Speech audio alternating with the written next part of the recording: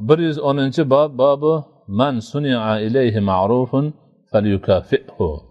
Birovga bir yaxshilik qilgan bo'lsa birov, o'sha yaxshilik qiluvchi kishiga bu bir mukofot bersin. Qandaydir bir taqdirlash qilsin degani.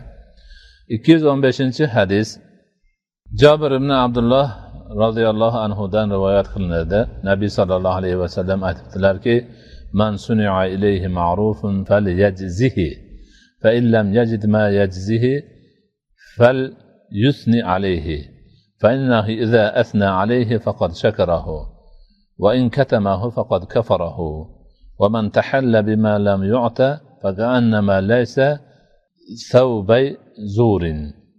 Nabiy sallallohu alayhi vasallam aytibdilarki, birovga bir ma'ruf yaxshilik ish qilinsa, o'shini mukofotini bersin. Mukofotini bersin degani birov bir narsa hadya qildimi yoki bir yaxshilik ish qilib berdimi, shuni taqdirlash ma'nosida bir narsa bersin. Endi beradigan narsa yo'q. Yo'q bo'lsa nima qiladi? Falyusni alayhi.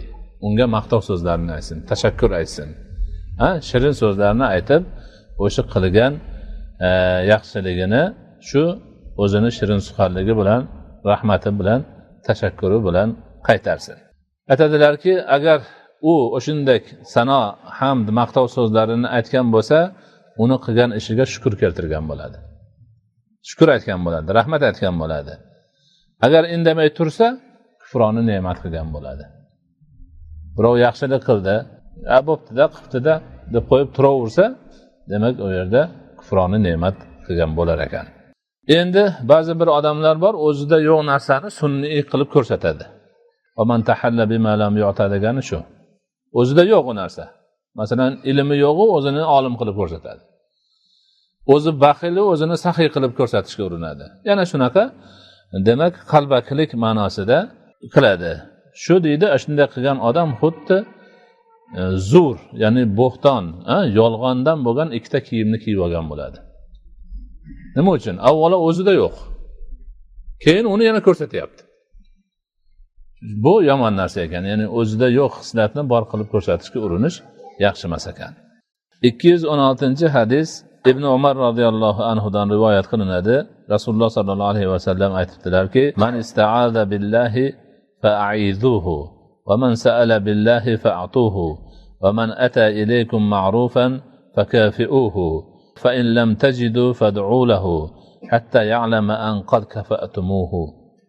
Payg'ambarimiz aytibdilarki, kim Allohning nomi bilan panoh so'rasa, unga panoh beringlar.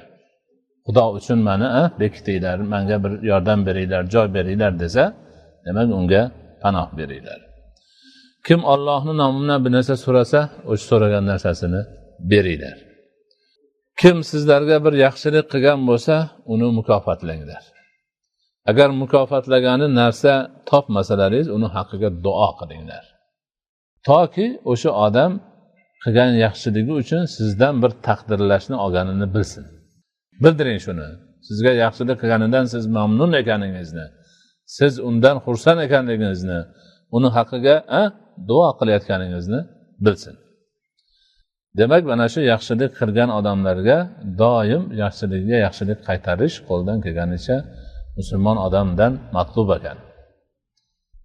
Bir moddiy narsa bo'lsa, bergani yaxshi.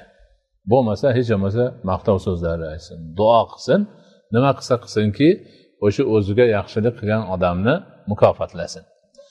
Dar haqiqat mana shu narsa odamlarning ichidagi ijtimoiy aloqalarni rivojlanishiga, yaxshilishiga va shu bilan birga o'sha jamiyatda yaxshilik qiluvchilarning ko'payishiga, ma'ruf ishlarni keng qulash joyishiga sabab bo'ladi. Albatta har bir odam Xudo uchun qiladi, lekin Xudo uchun qilgan bilan birga o'sha yaxshiligidan foyda topgan, manfaat topgan odam unga rahmat aytsa, uni haqqiga duo qilsa, bu juda ham yaxshi narsa bo'ladi. Nihoyatda ulug' bir fazl bo'ladi. Shuning uchun payg'ambarimiz sollallohu alayhi vasallam bu narsaga alohida e'tibor berib, alohida hadislarida ta'kidlab o'tgan ekanlar.